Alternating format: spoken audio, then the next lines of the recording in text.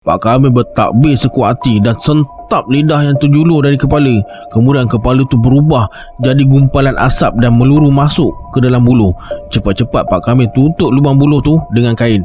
Buluh tu bergegar sekejap dan terdengar gema jeritan yang nyaring sayup-sayup dari dalam batang buluh. Bila suara jeritan tu senyap, serentak lembaga-lembaga putih yang bertinggi pun gaib.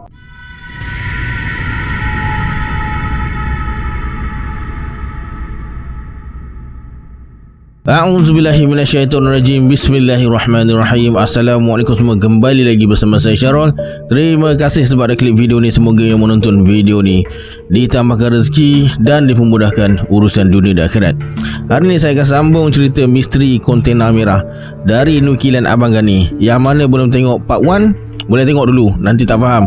Jangan lupa like, subscribe dan komen dalam video ni. Pada yang nak join grup Telegram saya ada letakkan link dekat bawah. Macam biasa sebelum saya mulakan, jom kita baca selawat dulu. Sallallahu Rabbuna ala nuril mubin Ahmad al-Mustafa Sayyidil Mursalin. Sallallahu Rabbuna ala nuril mubin Ahmad al-Mustafa Sayyidil Mursalin. Sallallahu Rabbuna ala nuril mubin Ahmad al-Mustafa Sayyidil Mursalin.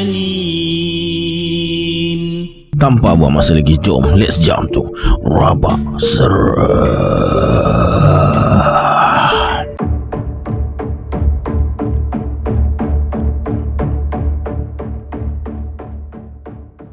Seorang gadis remaja berbaju kurung tengah berdiri depan pintu.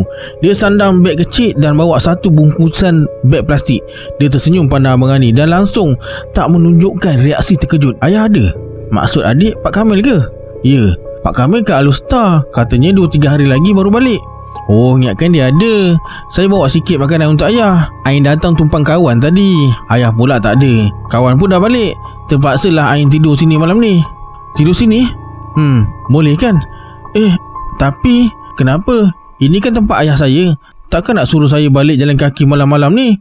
Hujan lagi. Ain pandang Abang Gani dengan wajah yang serius. Abang Gani jadi serba salah. Nak bagi dia tidur sini, silap gaya kena tangkap khaluat pula nanti. Tak bagi nanti, apa hak Abang Gani nak larang dia? Ini kontena ayah dia.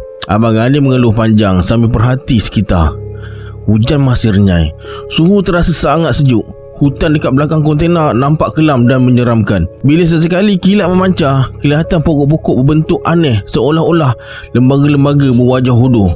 Sesekali kenderaan melewati jalan tu. Seorang dua yang kenal Abang Gani lalu dekat situ sambil melambai ke arahnya. Tapi mereka seakan tak nampak gadis tu. Saya nak masuk lah, sejuk ni, kata Ain.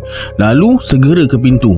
Abang Gani yang masih kebingungan terpaksa bagi laluan untuk Ain masuk. Dan terus Ain letak dia punya beg sandang dan bungkusan plastik ke tempat tidur Pak Kamil. Abang Gani hanya perhati je gelagat Sin Ain tu. Sejuk, baju pun basah ni. Harap ada kain ayah dalam almari ni, kata Ain terus pegang pintu almari tu. Jap. Belum sempat Abang Gani nak larang, Ain terus tarik tombol kecil pada daun pintu dan buka pintu almari tu. Kenapa? Pak Kamil pesan jangan sesekali buka pintu almari tu. Kalau orang lain memang tak boleh, tapi saya tak apa. Cuma saya dan ayah yang boleh buka almari ni. Abang Gani terus hulurkan lilin yang terpacak atas Timilo pada Ain. Tapi Ain buat tak tahu je. Dia macam dapat tengok dengan jelas dalam almari tu walaupun dalam keadaan kelam malam. Abang Gani jenguk dalam almari tu. Kelihatan beberapa kain baju yang berlipat rapi dan ada juga yang disangkut dengan penyangkut baju. Ain membelik-belik kain dalam almari tu, kemudian ditarik keluar sehelai kain batik Jawa dan tuala. Lepas tu Ain ambil sehelai baju berbulu tebal macam baju sejuk berbelang merah dan hitam. Abang Gani hanya perhati je macam dipukau. Masih ada selendang nenek rupanya. Ain terus tarik keluar selendang merah tu. Serentak terdengar suara mengerang keras dan almari tu tiba-tiba bergoyang. Jangan tarik lidahku. Terdengar satu suara garau membuatkan tubuh Abang Gani menggigil.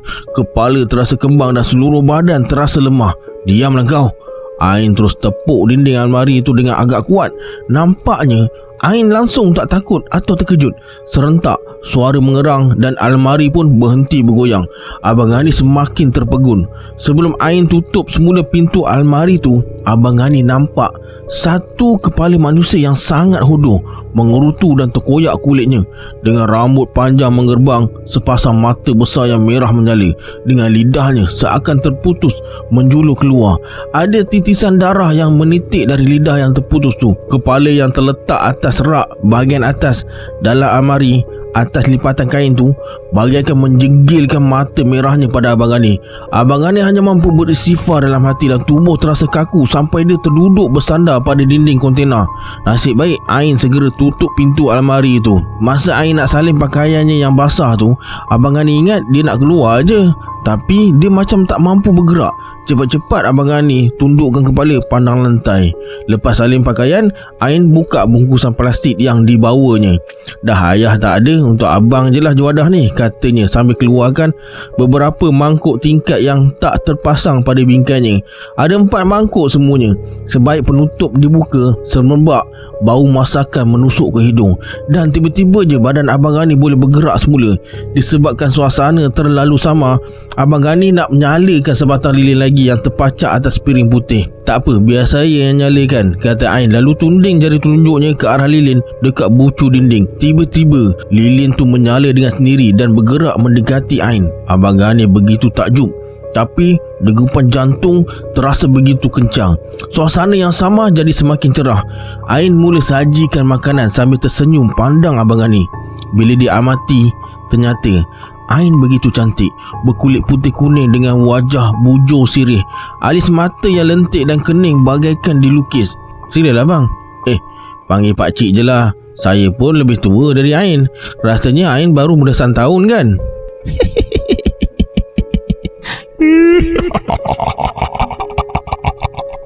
Ain pun dah tua lah. Nampak je macam muda. Mungkin lebih tua dari abang. Ketawanya yang pada mulanya halus dan manja bertukar jadi garau dan menyeramkan. Kata-katanya membuatkan Abang Gani terlopong. Pelik betul si Ain ni. Betul ke dia anak Pak Kamil? Abang Gani mula rasa resah. Berapa umur Ain? Tekalah 20. Ain dah 3 lah. Tapi takkan umur Ain dah 30? Bukan 30 lah. Umur Ain dah 300 tahun lebih. Hah? 300 tahun? Abang Gani geling-gelingkan kepala sambil perhati wajah Ain. Dia cuma mengerling sambil tersenyum, namun jelingannya terasa begitu tajam menusuk ke hati. Abang tak percaya, kata Ain sambil hulurkan pinggan nasi pada Abang Gani. Abang Gani terfikir nak makan ke tak sebab dia dah rasa lain macam sejak Ain buka almari tadi. Tapi dalam serba salah tu, akhirnya Abang Gani makan juga. Sedap dan menyelerakan. Sedap, pandai Ain masak.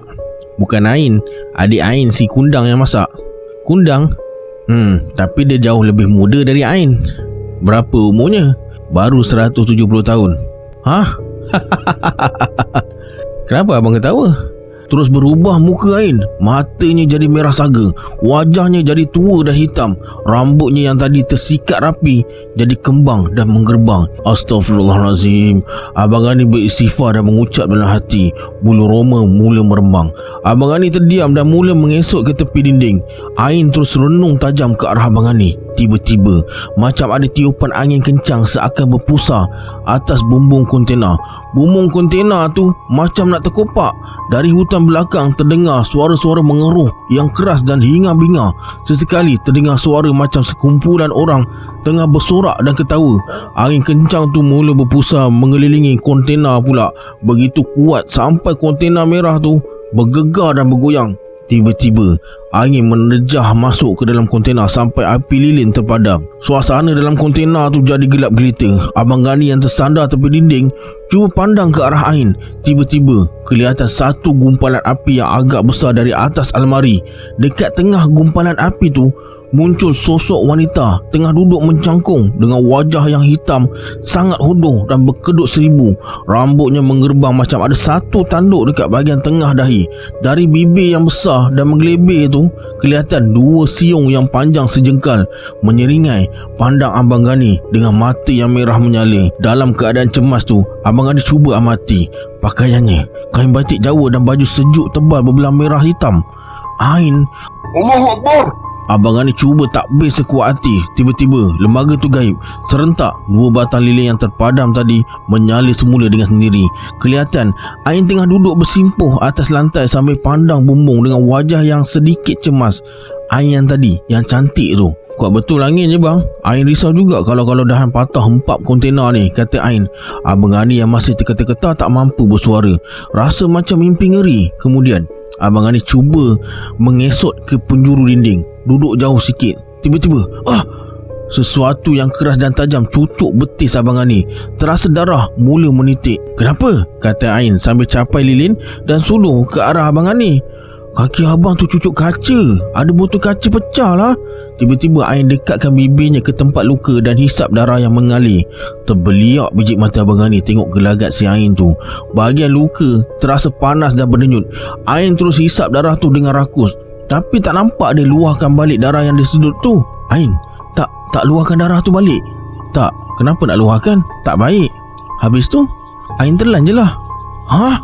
Ain terus sedut darah dekat betis Abang Ani beberapa kali. Memang dia tak luahkan darah tu balik. Abang Ani hanya mampu pandang je. Lidah terasa kelu nak bertanya. Hujan mula reda dan akhirnya berhenti. Dah kering dah darahnya, kata Ain sambil kesap bibir dengan belakang tangan. Kemudian pandang tepat ke wajah Abang Ani sambil tersenyum. Abang Ani masih terasa kelu nak bersuara. Luka dekat betis masih terasa berdenyut, tapi darah dah tak mengalir lagi. Ain bersuara. Berapa umur abang? 50. Oh, masih anak-anak. Hah? Tapi memang sekadar itu usia umat manusia akhir zaman. Ain terus mengesok ke tilam Pak Kamil. Abang Ani hanya perhati je tingkahnya. Dia duduk bersipuh atas tilam. Ain nak tidur, biar saya keluar ya. Saya tidur dalam kereta. Abang Ani pun bangun. Jangan! Tiba-tiba Ain tengking. Suaranya berubah jadi kasar dan garau. Dalam sama cahaya lilin, Abang Ani tengok wajah Ain mula berubah macam seorang nenek tua yang berkedut 1000. Pipi cengkung sampai tulang pipi nampak terkeluar. Kulitnya menggelebih, rambutnya kembang dan menggerbang. Kedua matanya jadi besar dengan bola mata yang merah menyala. Dia menyeringai dengan mulut yang lebar. Dari kiri kanan bibirnya tumbuh taring yang menjulur macam siung babi tunggal. Abang Ani terus jatuh terduduk. Tubuh terasa lemah tak bermaya. Pandangan mula kabur dan berpinah. Terasa pening dan nak termuntah. Badan Ain pun mula berubah jadi besar dan berbulu hitam lebat macam orang hutan.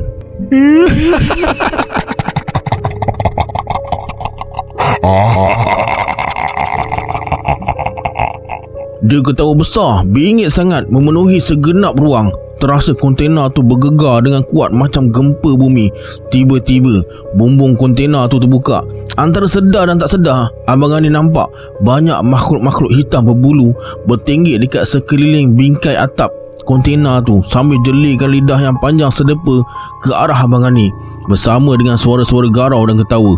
Ada yang mengeruh macam suara babi, ada yang bersuara macam monyet. Beberapa makhluk aneh tu mula melompat turun. Abang Ani tak mampu buat apa-apa.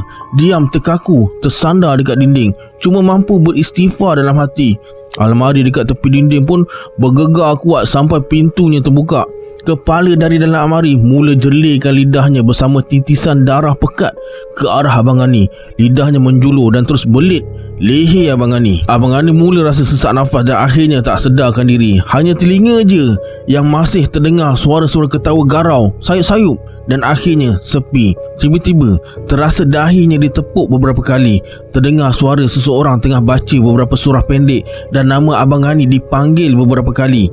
Abang Ani cuba gerakkan badan tapi tak boleh. Cuba buka mata, kelopak mata terasa berat. Tiba-tiba Abang Ani terasa mukanya disimbah air. Dia terus tersentak dan cuba buka mata lagi. Suasana sama, nafas tercungap-cungap dan jantung berdegup kencang. Bila pandangan mula jelas, kelihatan Pak Kamil tengah pandang Abang Ani. "Awak hang ni?"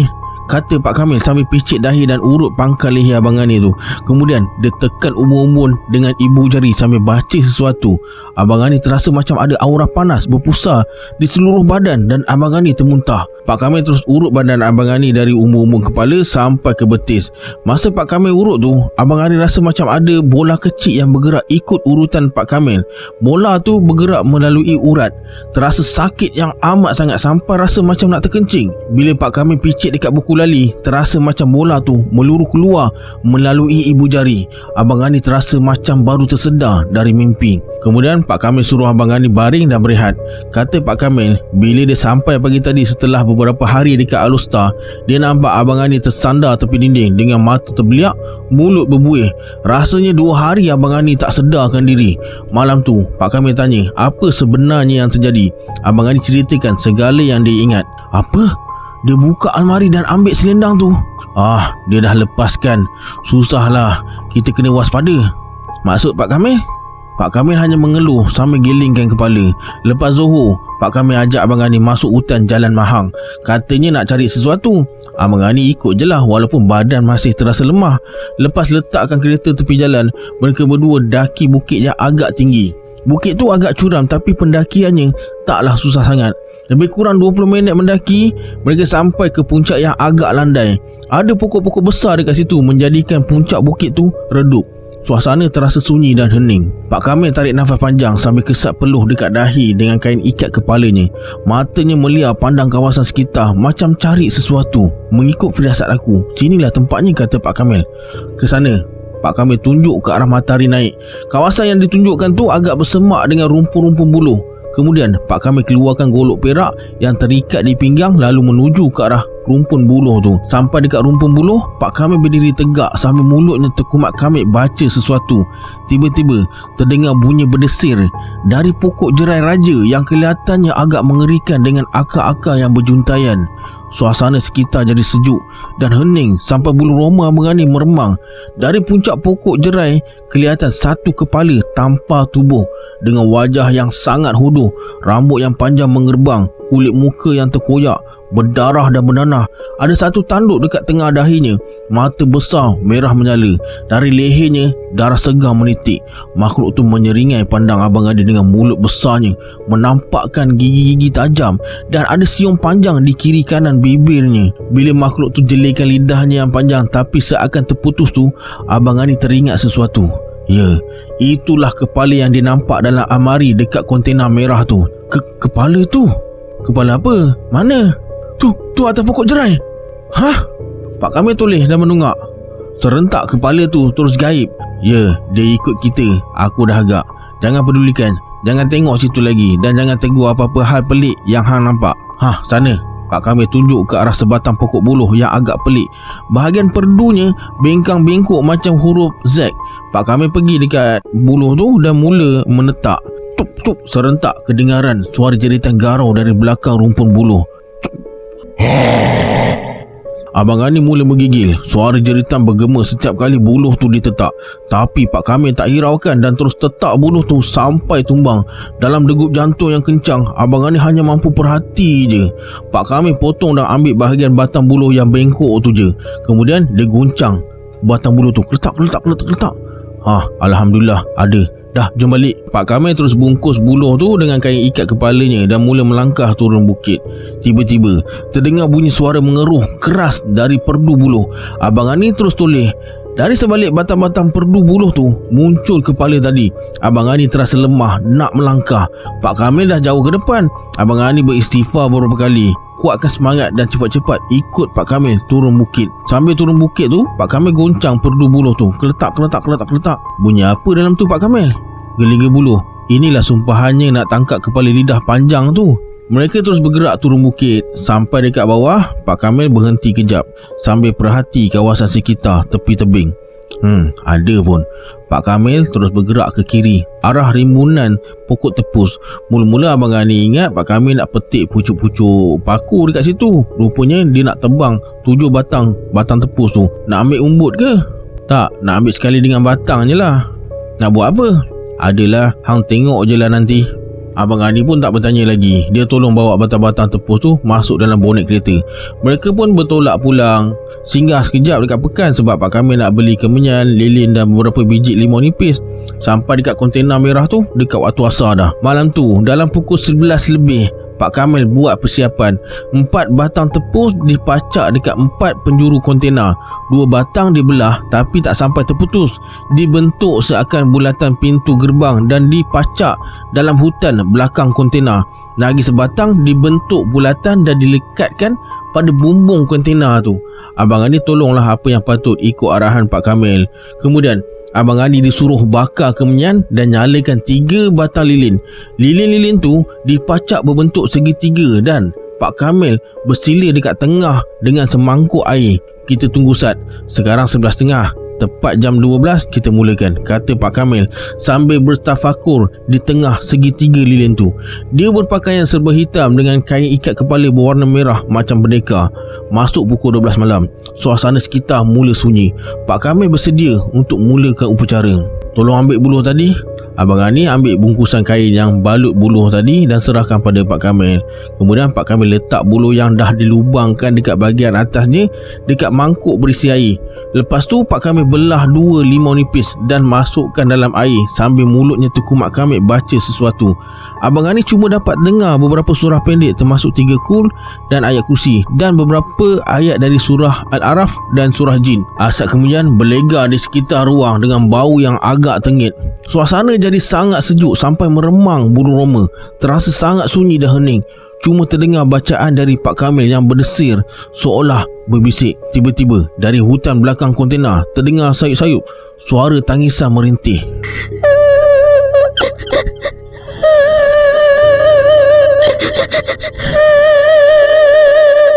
Suara tu semakin dekat. Abang Ani mula gelisah dan cuba rapat ke Pak Kamil. Tapi Pak Kamil bagi isyarat supaya duduk jauh sikit. Abang Ani rapat dan bersandar ke dinding.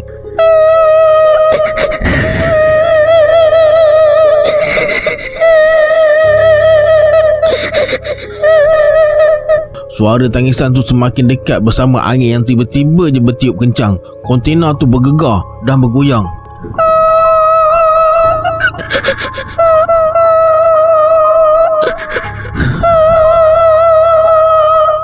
Suara tu bergerak dan berhenti atas bumbung kontena. Pak Kamil mendongak sambil tunjuk pada lingkaran batang tepus yang terlekat dekat bumbung. Tiba-tiba lingkaran tu berlubang. Serentak muncul kepala sambil julurkan lidah yang panjang hampir terkena muka Pak Kamil. Allahu Akbar! Abang Ani tersentak. Jantung rasa macam nak gugur. Dia tersandar dekat tepi dinding sambil menggigil tengok situasi tu. Kenapa lidahku dah potong? Kepala tu bersuara bersama desiran angin. Lidahnya yang seakan terputus menitiskan darah segar jatuh dalam mangkuk. Air dalam mangkuk mula bertukar kemerahan. Kepala hodoh dengan rambut menggerbang tu terus merintih. Pak Kamil dah memandi peluh. Tiba-tiba bumbung kontena terbuka. Kelihatan makhluk-makhluk berpakaian serba putih dengan wajah pucat dan mata yang merah menyala tengah bertenggek di sekeliling bingkai bumbung sambil jelikan lidah yang panjang. Terdengar pelbagai suara aneh. Ada yang merengus, ada yang ketawa dan ada yang menangis. Kepala yang berada dalam lingkaran batang tepus terus julurkan lidahnya pada Pak Kamil.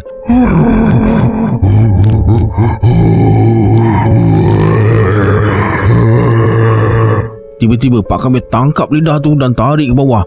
Tapi kepala tu cuba bertahan dan berlaku pergelutan tarik-menarik. Makhluk-makhluk yang bertenggek dekat sekeliling bingkai bumbung kontena tu terus bersorak, Allahu Akbar! Pak Kamil bertakbir sekuat hati dan sentap lidah yang terjulur dari kepala. Kemudian kepala tu berubah jadi gumpalan asap dan meluru masuk ke dalam buluh. Cepat-cepat Pak Kamil tutup lubang buluh tu dengan kain. Buluh tu bergegar sekejap dan terdengar gema jeritan yang nyaring sayup-sayup dari dalam batang buluh. Bila suara jeritan tu senyap, serentak lembaga-lembaga putih yang bertenggek pun gaib. Astaghfirullahalazim. Nanti kita buang buluh ni ke laut. Tak boleh di darat, nanti dibuka orang lagi. Keesokannya mereka berdua ke muara sungai yang bersambung dengan laut di satu lokasi rahsia dan lepaskan buluh tu. Sejak tu Abang Ani dah tak berani lagi tinggal dengan Pak Kamil dekat kontena merah tu. Dia lebih sanggup tidur dalam kereta hingga dapat rumah sewa. Namun Pak Kamil tetap setia dekat situ. Sesekali waktu siang Abang Ani singgah juga ziarah Pak Kamil. Setiap kali singgah atau lalu dekat situ, misteri tu masih menghantui Abang Ani. Misteri kontena merah. Okey, sampai sini kisah yang dapat saya kongsikan hari ini. Sebelum kita berpisah, anggaplah kisah ni sebagai hiburan semata-mata. Janganlah terlalu mudah percaya. Hanya yang mengalaminya tahu akan kebenaran sesuatu kisah tu. Kita berjumpa di video akan datang. Saya Syarul. Assalamualaikum. Adiosah.